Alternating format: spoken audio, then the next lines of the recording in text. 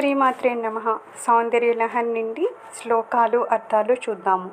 కవీంద్రాణం చేతః కమలవనపాలాతపరుచిం భజంతే సంత కతిచిదరుణామేవ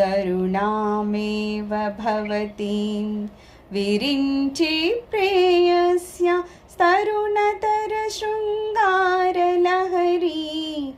గభీరాభివాగ్భి విదధతి సతాం రంజనమమీ.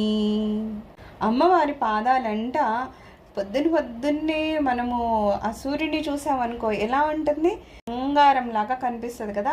అలాగా అమ్మవారి కాళ్ళట చాలా లేతగాను అలాంటి బంగారు వన్నెతోనూ ఉంటుందంట. అలాంటి పద్మాలని ఎవరైనా కవులు తమ మనసులో కనుక ఆ పద్మాలకి ధ్యానిస్తే వాళ్ళకి ఏమంటున్నారు,